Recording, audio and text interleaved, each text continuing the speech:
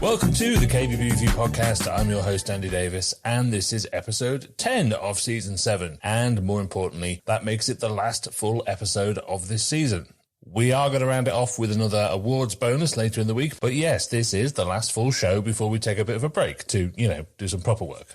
It's been a really good season too, so if you haven't heard them, I really do recommend going back and catching up with all the episodes. We've got the relationship between retailers and suppliers, the ongoing installation crisis, the customer journey, some great marketing advice. We look at whether you're a designer who sells or a salesperson who designs. That's a good one. And my favourite episode to mark our 150th show, your best stories about what you found when visiting customers' homes. And if you haven't heard that, we've got sex toys, a dungeon and an apprentice fitter trying on the homeowner's underwear. So, something for everyone. But to round off season 7, we're off to Germany, Frankfurt to be precise, as the other week saw the return of ISH, the huge bathroom exhibition where all the biggest brands launched their latest products and concepts. Our roving reporter there was kbbreview editor Rebecca Nottingham, so I caught up with her live at the show, and we'll also be hearing from some of the interviews she did while she's there with the likes of Hansgrohe, VitrA, Laufen and Kaldewei. This is top-level stuff, of course. That will shape the design trends, product capabilities, and industry strategy for the next couple of years. So while it's obviously massively relevant for you if you sell bathrooms, it's also really good for anyone interested in how big business is approaching this KBB sector in general.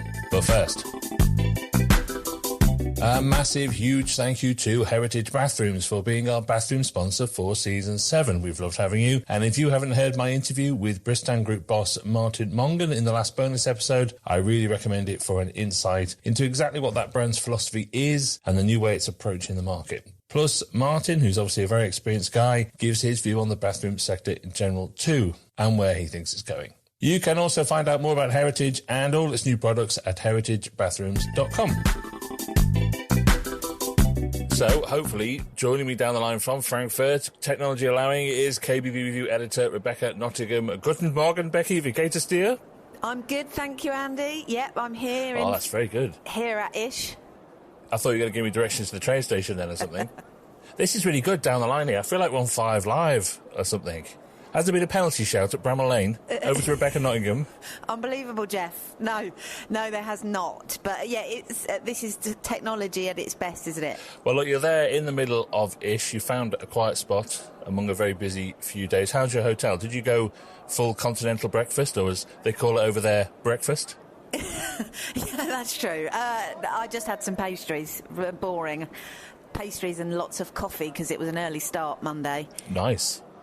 Okay, so look, before we get into what you've seen, I think it might be worth just explaining what ISH actually is for those that have never been, because obviously it's a big bathroom show, lots of kitchen people listen.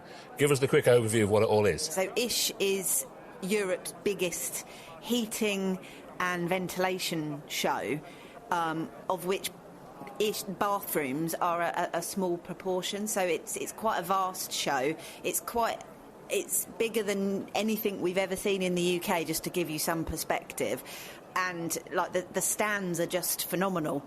Some of them take up whole halls just for one stand, for one brand. So, well, it's a hugely significant show for installers, bathroom retailers, anyone in those kind of specialist fields. So, I mean, it's been a long time since I went to one, actually, but we're looking at like over 150,000 people coming to this thing. I mean, it's a huge sort of festival more than anything, and it takes up that entire enormous exhibition space in the middle of Frankfurt. I mean, it's just unlike even the NEC. It's like if the entire NEC was about bathrooms and heating and ventilation, not just one hall. Yeah, exactly. It's just quite phenomenal. And I mean, just to give it some perspective, you have to sort of give yourself about 20 to 30 minute walk if you're going to visit brands in different halls.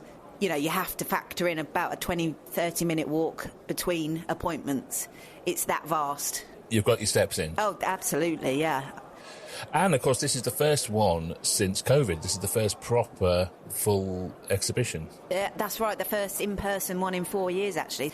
And you can feel that in the halls, actually. There's a real buzz in general about everyone being back, you know, in the halls together, really. A bit of networking as well as seeing all the new innovations. It's quite exciting.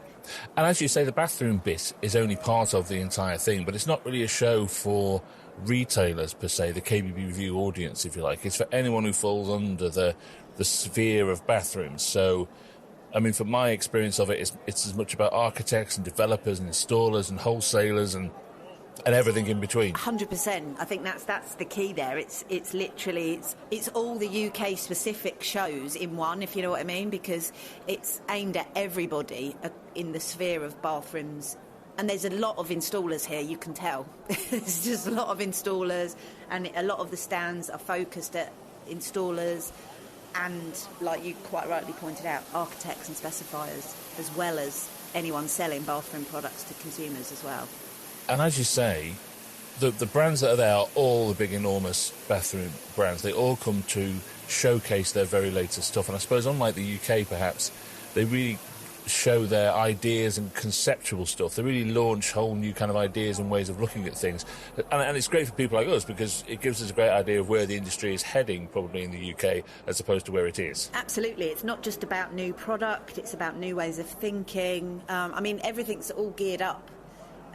You know, it's quite phenomenal. This show basically is what all these brands form the basis of their product development and new innovations around. But it's not just about showing new product, of course, that's a massive part, but it's, like you quite rightly pointed out, it's about new concepts, new ways of thinking, and yeah, for us it just kind of shows us the direction that things are heading. So what are the kind of main themes that you've spotted so far? What's jumped out at you as a broad picture?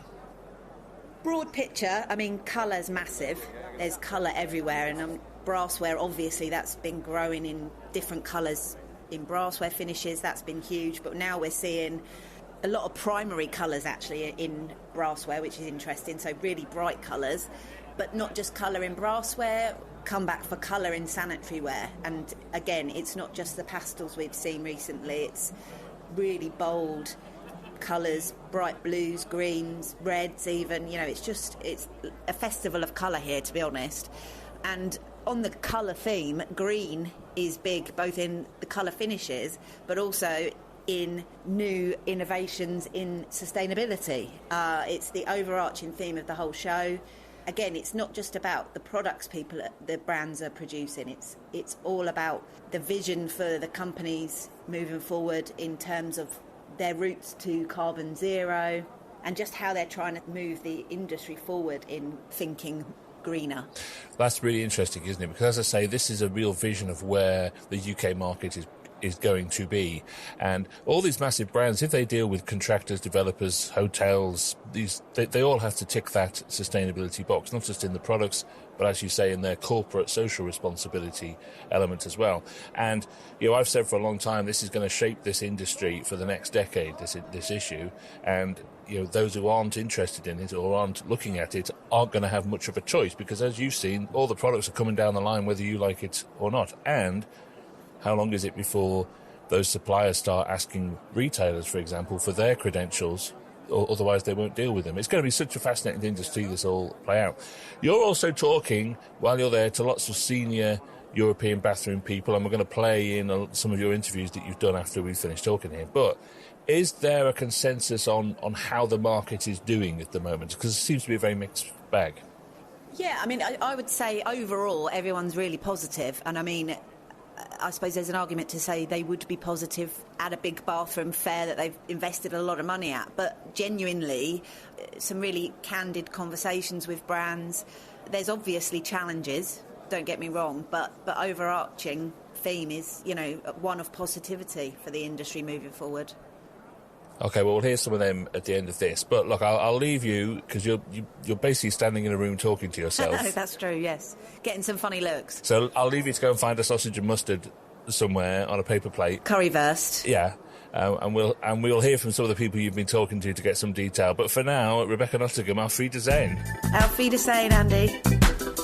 Okay, let's hear now who Fräulein Nottingham has been talking to at Ish. And first up, she's talking to Antonio Linares, who is the Senior Managing Director of Laufen. So a very senior guy at a very well-respected brand in the premium bathroom market. And she started off by asking him what he thinks the brand of Laufen represents in the sector. Yeah, Laufen globally stands for a brand that that positions itself as premium and that takes care of delivering spaces where people can really enjoy the bathroom experience. That's the first and most important pillar. And then we, of course, care and we understand that the latest development have brought health and many other aspects to the front. And of course, we could not go without noticing that. And then hygiene has become also a part. Design, I do not want to even mention because design has always been for us a fundamental. Declaring that we care about design would be a little bit too obvious. Yeah, I mean, design is so much now overrated because everyone claims to be a design something. Yeah, design hotel, a design.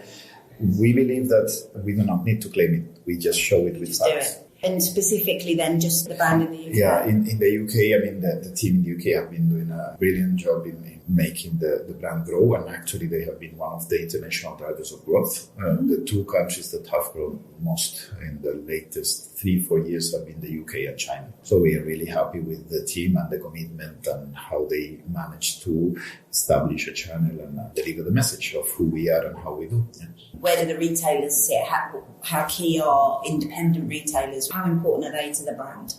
Well, for us, retailers are fundamental because they are the touch point. We are relying on them to deliver the message. And in the end, we need to build the message, to discuss with them and see how to better deliver the message, to see how we can build the spaces inside their retail shops so that the message is well understood. Sustainability, obviously, that's a massive part of the show message in general, but we speak a lot to brands like yourself that are investing huge amounts of money in making sustainability just a normal part of the production process, the product development. But there's the other side of it is that particularly in the UK, the industry appears to be butting heads a little bit because there's a disconnect. The retailers aren't necessarily selling that message because they say consumers aren't interested. So how do we get that connection between the retailer and the manufacturers? I love that question, and I appreciate that you asked that question because that is a fundamental question, and that is a question that may define what is going to happen in Europe in the next years and decades. Unless the end consumers will be made aware of the real cost of sustainable standard of living, we will have difficulties because someone needs to bear that cost. And if the industry alone needs to bear the cost, if there is a legislative effort on the one end, and there is an industry that accepts, not only accepts, but takes the challenge and moves it even stronger forward, but then the end consumer doesn't care and will be buying things produced with 100% respect to every country of origin. I do not want even to name countries of origin, but we have, and we know and we understand it very well, we have countries of origin that have different requirements, different standards, and different ambitions in terms of, and probably this is legitimate because we in Europe now teach lessons to the world, but this is because we already managed to build up all our industrial infrastructure. So how much legitimate are we to require from others? That's why, in my opinion, at some point, first of all, end consumers need to understand, and there are already some polls going on, how much more are you ready to pay for a product that is really incorporating a sustainable, integral approach to production. Not just a claim, not just greenwashing.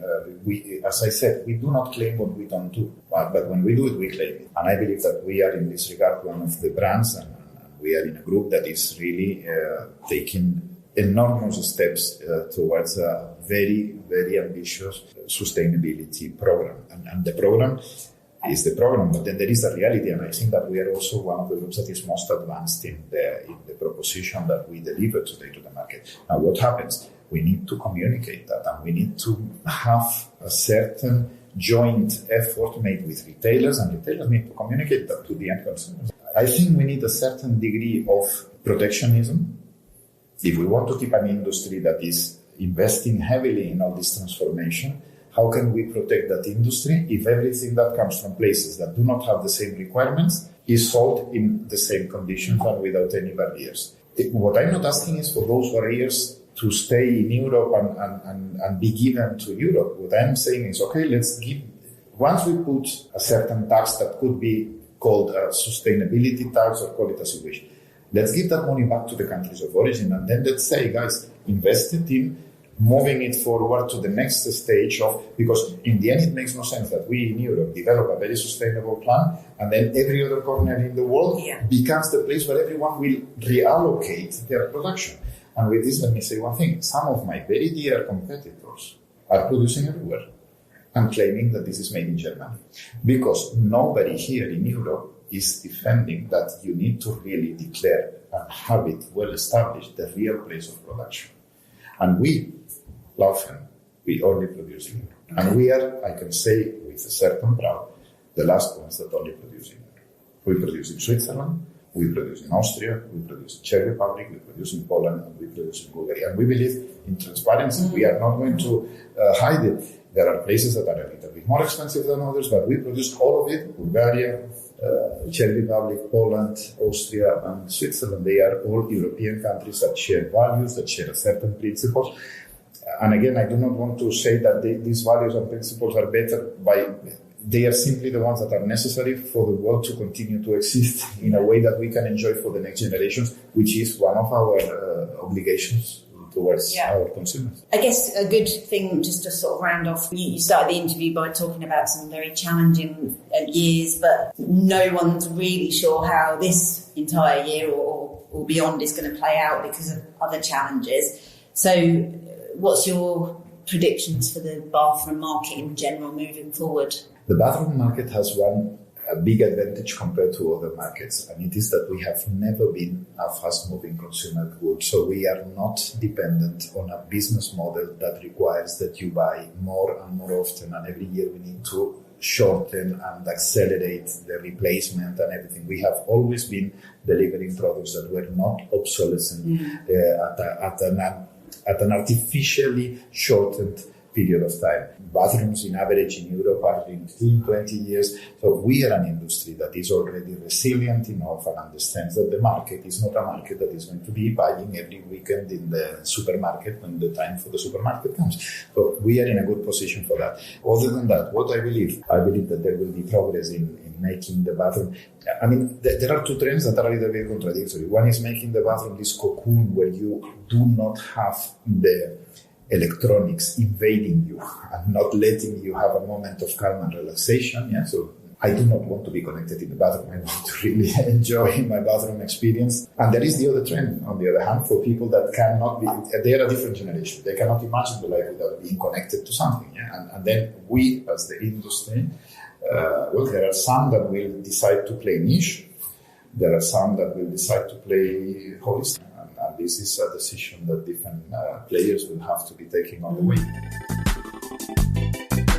That was Antonio Linares from Laufen. Over now to VitrA, and we're meeting Regional Director for Europe, Ferit Erin. Always a really interesting brand, of course, but right now its home country of Turkey is dealing with the aftermath of the horrendous earthquake that struck the region a few weeks ago. So we'll hear how the company is managing that situation, but we start by asking how the brand is currently performing. We are doing quite well for the last, let's say, couple of years. We are doing a very good growth and also doing a lot of investments in our production. This year, in a month, we are starting a new ceramic sanitary ware plant with a capacity of 2 million pieces. 1 million will be operational as of today, immediately, and the remaining 1 depending on how business goes. We are building a new conceal system factory. That's why we are promoting our new product range for conceal systems. And we are also investing heavily into faucets. The reason why we have such a big stand is, we want to show that we are not only a ceramic manufacturer, because this is the strongest part of VitrA historically. We are, one of the top 3 brands or manufacturers, let's say, in ceramic sanitary ware in all big European countries. But this year we want to show we are more than that. We are a complete bathroom solution provider with the furniture, with the fittings, with the brassware or fittings, however you call it in the UK, and also conceal systems. So we want to show the whole concept. Obviously, you're in quite a unique position as a brand at the moment, that not only are you dealing with the after effects of COVID like everybody else and the general energy crisis, but you're also dealing with a humanitarian crisis in Turkey itself. So it would be remiss not to talk about that with you, really, and how that affects a big company like VitrA and the group. So can you give me an idea of the impact that the earthquakes have had on business? Overall, this was a very big tragedy, tragedy of the century for Turkey. Of course, everybody is impacted, at least emotionally. A lot of our colleagues lost their families who were living in the region, or at least friends. So it's really impacted everybody emotionally very deep. From the business-wise, luckily, we didn't have any factories or manufacturing units in that region, so we were not impacted in that sense. Of course, this territory, which is about 10 cities with about, I think, 13 million people, is about 15% of the economy. Our partners, dealers, showrooms in that territory are really impacted. Of course, we will lose some business in that region for sure. But this is not the biggest concern to us. The health of the people, the lives we lost, and as the group, we are doing our best to support this region to the fullest with the donations and with the support we have. Because as the Acıbaşı Group, the parent company of VitrA, is the leader of the modern life in Turkey. This is the core value of the family. And we have a lot of different businesses as well. We have a tissue paper business. We have a pharmaceutical business. So with all the efforts, with all the businesses we are trying to give support to the region. Of course, construction will be very important for the region. So probably we will not be very much profit-seeking in the sense of supporting these new buildings. We will try to do our part to help the region to develop itself again. For the business, yes, it will have an impact to us for sure, because Turkish economy also lives are impacted, but this will be minimal compared to the size of the company, and we are not very much focused on the business results on that purpose, focusing more on how we can support this region to be rebuilt. It feels wrong to move away from that, but obviously we're here at Ish. So what are you feeling about the bathroom market in general? What are your predictions moving forward? After COVID, as we all experienced, the importance of home became increased very much, and we saw a huge demand increase in the world, globally everywhere. Maybe it was a little bit of a peak, and now it's normalizing. There are a lot of economic developments in the world with the high interest rates, inflation is everywhere. So we see a little bit of uncertainty in the market. But as VitrA, we try to be a global player.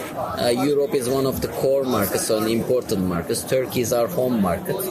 But we try to manage a portfolio of markets and also a portfolio of product categories. Wherever we see some slowdown in some part of the world, we've tried to cover it with the activities in the other parts of the world, and also introducing new product categories like fittings and concealed systems. We continue to invest because we still see that we can grow, we can gain share in the market from our competitors. Even though the market is not booming in the next years, we still see a lot of potentials to grow. I mean, how key is the UK and British independent retailers to the brand? The first market we are is, of course, our home market, Turkey. But strategically for the group, Europe is the strategic region. We want to be a European player. Even though our origin is Turkish, we want to be seen as a European player. With our sister company Burkbad, who is a German manufacturer. So basically, we have also facilities in Europe as well. So that's why markets like UK, Germany, France are our key strategic markets where we will never stop investing. And UK is key to us, because after Turkey, UK is the market where we are present with full brands. And Germany and France, all these markets, private label is also a very important part of the market, OEM or private label, however you call it. But in UK, we are mostly brand it, and we want to keep it.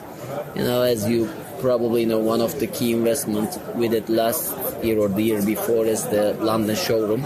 It's not a small investment, but that also shows the brand. We want to be there for a long-term sustainable business, as well as in retail, as also with the contract business with our partners. Obviously, having a base in Clerkenwell puts you right at the heart of the design specification market as well. But you've also touched on the fact that retailers are key. What sectors are specifically driving your innovation? Who are you designing products for? Are you designing products for the end consumer, the designers? So I think everything starts from the needs of the end consumers. So if you cannot just design the products for the retailers, because the retailers at the end sell to end consumers. So you need to understand the consumer behavior, and the consumers, are different. We are all different. If you understand the consumer behavior, then at the end you are successful with what all the innovations you do and with all the products you develop. So basically, retailers, especially in UK, is the key channel we are active. This is retailers, our retail showrooms are very important for us, also for the branded business to present our products, because we need displays to show them the real concept. Because we are not only a toilet manufacturer, we want to present the whole showroom, and it's not easy to show the whole bathroom concept only on digital or only. You need to have a real living concept, and that's why retailers are key to us. Yeah, that's reassuring, because there's always conversations with retailers about the future of showrooms because of the onslaught of the online, but I think it's really reassuring to have a brand like VitrA behind the showrooms and really innovating for the retail market. I think digital also very important. Some consumers prefer digital over physical, but when you analyze the consumer journey, you see there is a combination of digital and physical. Sometimes they call it phygital. Some people do the research in digital, go to physical, or vice versa. They go first to the retailer, then go to online. So you need to be active in all of them to feed the customer in the right way. Only physical or only digital will not work in today's conditions, in my view. So we need to bring all the product information, the pictures and everything also in the digital world, also to support the physical stores. Because the consumer journey is not only one way, going to the physical store and making the purchase. Physical to digital, digital to physical, and it's very complicated. So you need to give them the 360 information flow so that you come to the success of which is the purchase of the customer. Sustainability is obviously a very key message at the moment. It's the overarching theme for Ish this year. What we're seeing is manufacturers are investing huge amounts of money in sustainable processes, delivering products sustainably, and actually designing products that give a sustainable experience. But what we're hearing from retailers is that consumers don't seem to be that interested in, UK consumers, in water saving and sustainable. So there seems to be a bit of a misbalance in the amount of money that's going into that. What's your thoughts on that? And are you seeing a change in consumers that are now feeding through and looking for sustainable products? I think regardless of the perception of the consumers, first we need to work on sustainability. This is, helping the nature and the world. That's why, as you said, we're changing a lot of things in our factories, in production. Now the new factory I mentioned to you has the roof is full solar panels for the renewable energy. Also the previous factories we are changing. In packaging we are changing our full packaging. So also doing the products. I think we have also the responsibility to educate people in terms of sustainability. Maybe not in UK, but in other parts of Europe, especially in Germany, this is becoming more and more an important topic. A lot of customers is asking us, pushing us for more information to promote their products, and they say that the demand for sustainable products is increasing very much. If not in UK, I think in the coming years, with the awareness everybody is getting from all over all the marketing campaigns, and it will come. We don't want to be late in this, not only from the commercial perspective, also the values of our group is fully supporting the society in the right way, and we should never want to harm the nature. That's why we are taking proactive steps in our processes, production and products for sustainability. Yeah. I guess there's just that kind of disconnect. But what would you say to retailers that perhaps aren't focusing on the sustainability message because consumers aren't driving the conversation? I think we all have the responsibility to explain it better. The premium you will get for sustainable products should be justified by the savings the end consumer we should make.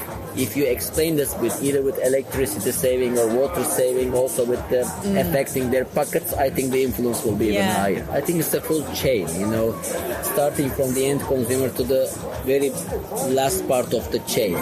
We should choose to work only with sustainable suppliers. Retailers only need to choose with sustainable manufacturers, and we need to explain the end consumer as well what is the impact of their purchase to the community. And I think sooner or later, I don't foresee it's very long time. In a couple of years, the importance of sustainable products will increase very sharply. Yeah. Ferret Erin from VitrA there. Now, Ish was a big show, as it always usually is, for Hansgrohe, who officially launched its full range of bathroom products like furniture and sanitary ware. So here's Chief Sales Officer for the Hansgrohe Group, Christoph Gorlan, as well as UK Managing Director Jay Phillips, talking about the brand's success in the last year. The group we achieved in 2022 a plus 12% increase with, for the first time, 1.5 billion euro turnover. To be precise, 1,528 million euro turnover, plus 12%. We have a strong growth. The year 22 was in all the countries very positive. And you have to recall that our growth in 21 was plus 27%. So plus 12 on 27, it's a really good performance. So what we can say is we definitely gained a lot of market share in the last 2 years. So we have a very good position globally. The only issue that we had is obviously the situation in Russia, where we lost the turnover and we had to close our subsidiary. Now you're going to be Hansgrohe is going to be a provider of full bathroom solutions, and that's huge news. What's behind the decision to move into ceramics, furniture? We made the experience in Asia that a lot of customers, developers, project business are requesting a complete offer.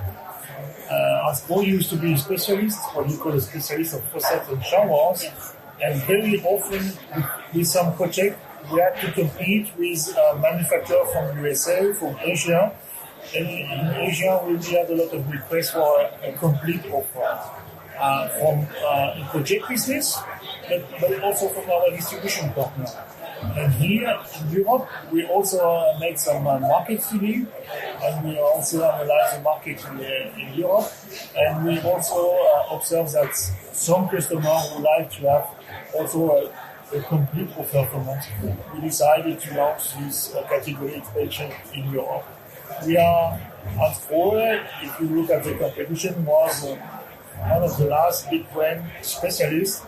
A lot of competitors are moving to a complete bathroom offer, and we think that for some customers it's an important topic to have a complete bathroom. In our philosophy, nevertheless, we said we are offering ceramic and furniture in order to sell more faucets. We see that as a support for our core business. Our core business for all the installation company, for the plumbers, our main target group will be always faucets and showers. But step by step, country by country, we are launching this new category. And Jay, what do you think that means for the UK market specifically? Yeah, I think just build on what Christoph said, Rebecca. We have some experience of our category expansion in the past with our Axel collections, where we developed product ranges with Philippe Stark and Antonio Titerio, where we've actually done baths and basins in the past. So now it feels the right time for a natural evolution for Hansgrohe to go on that journey. For us, it feels like the right time to move into that, and also listening to customer feedback also provides them with a one-stop shop solution, which ultimately means we're easy to do business with, whether that be a consumer, an installer, or a specifier, or a showroom partner. Working with one brand that can offer a total solution is much easier to do with. I think that also this is just the beginning, because next year we will launch other ranges of ceramics as well, and also we're exploring other categories as well. So this is a long journey, our first step in evolution to being a full bathroom provider. So we're very excited about that. So that was Christoph Gorlan and Jay Phillips from Hansgrohe. And finally over to Kaldewei and Chief Sales Officer Roberto Martinez and Adam Teal, the UK Sales Director. Now, Kaldewei is a bath specialist, of course, so it's really interesting to hear their contrast to Hansgrohe when it comes to diversification. But first, Roberto outlines the company's current performance. Well, as you may have noticed, we think and act in generations. But if I would say the last 2 years, it was challenging, like for everybody else. The pandemic and the supply chain caused complications, especially in the project business. Not for us. We were fine. We get the products very local. Our sourcing is maybe a maximum 300 kilometers from our factory. We only produce in Germany. Oh. However, if there is a delay in the production in a project because of wood or other materials, we are in this process as well, supplying our products. So there have been a lot of delays in projects. There have been a lot of lockdowns in many countries, especially in China. So we also were affected indirectly. However, also the global sales, we had more ambitious plans. But we are, I can't say happy, but we are fine with the results. With the results, we are fine, especially if I think a bit longer than just 1 year or 2 years' time, that our investments and our engagements will pay out and are paying out more and more. If people talk about a trend when it comes to sustainability, it's our DNA. And that's what we do see in the leading indicators, that especially in the professional business, architects, designers, investors do engage much more and want to understand what it is about. It's not only a bathtub, it's not only a shower, it's not only a basin. What is it made of? Where is it made? What is the ingredient? How is it used? What is the lifetime? What's happening afterwards? And this is exactly helping us, not just from the marketing side, it's also proved by laboratory certificates. Just on that sustainability message then, the overriding theme of this show really is sustainability. But what we're hearing from UK retailers, and maybe this is a question for you, Adam, is that there's kind of a disconnect between the retailer and the end consumer in the UK about this message and the importance of it. And we've got retailers saying that consumers just don't care, so, therefore we don't really talk about it. There just seems to be a bit of a contradiction in the amount of money that's being invested in that area.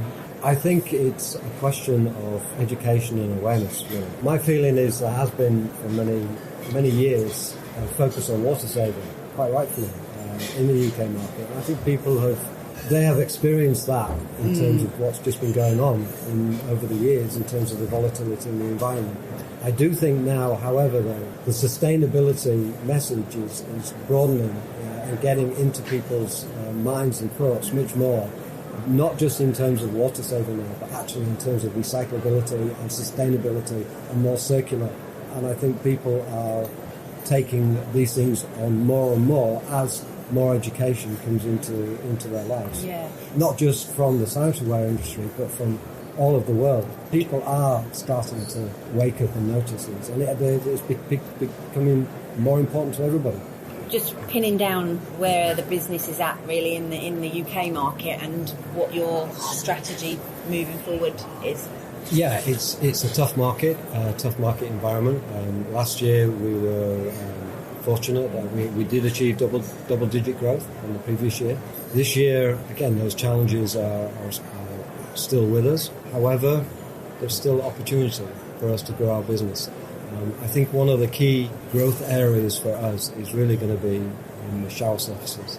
There is a trend, the bath replacement market, where people are removing their bathtubs and replacing it with shower surfaces. Right. And I think that's somewhere where we can really focus on and can continue our growth. And globally as well? Globally as well. However, in the shower surfaces, it will be more the linear drain globally. Continental Europe, both. Floor level showers in both. Globally, one of the big drivers is already not new, is the freestanding bathtubs. Mm-hmm. This is something that I've picked up from other brands at the show. So you've got Hansgrohe, who were predominantly known as brassware manufacturers, moving into ceramics, and furniture now to offer that full bathroom solution. You've got Duravit doing the same, but the opposite way around. They're now offering brassware to offer that full solution. Is this something that you see Kaldewei moving into in future, offering that full solution? Our strategy is different. Our ambition is to become category leader in the use shower, bathing, washing. Category leadership you can't do or offer if you offer the full size and the full assortment. You have other advantages. If this doesn't work well, we have other segments of products which can somehow balance it out. But can you be leading the sector overall? Not sure. Is that something for an independent, that I'm becoming a brand ambassador, or am I in the role, well-educated professional, that I select the best for my local market? There, everybody needs to define and find their own spaces in areas. We define ours. We want to be always category leader in the function of shower, bathing, and later on also washing, which we are showing with the design, with the bespoke individualization. And that's why I think we fit very well to independents. How key then are independent retailers to the Kaldewei brand? Very, because it's very important, because I think it's very local and it's very personalized. It's very individual. An independent can be in Liverpool, can be in London, can be in South London, can be in North London, can be in Birmingham, and it will be always different. Yorkshire. It's all independent, but very different compared to what might be a big competitor, always online, with a huge offer, all brands, all products, very transparent. So it must be very challenging for an independent to differentiate locally, but that's also the opportunity. If you then go only with those things which are available in every corner, you immediately are in this comparison. If you can use something which comes out from a niche, but it is saleable and scalable, with the right content fitting your local needs, demands, is maybe too early, because you also support and wake up people that they didn't know about. Yeah. That there is this existing, and they may feel good with it, that they buy something they like very much, they can afford, and it's even good for the planet. That was KBB Review editor Rebecca Nottingham rounding up some big names over in Frankfurt. And it's always so interesting to hear the perspective from the guys making big decisions about where the bathroom industry is going. But it is also incredibly relevant even to small independent retailers. Issues like a big catwalk fashion show, so there's very bold statements, but it all filters down to the high street in the end. And that's not just design trends, but also functionality and overarching themes like sustainability, as we heard. Excellent stuff. So that was Season 10. Thank you once again to Heritage Bathrooms for all their support this season. You can find out all about them at heritagebathrooms.com. We'll be back with Season 11 very soon. Look out for the special awards bonus episode coming up in a few days. But until then, goodbye.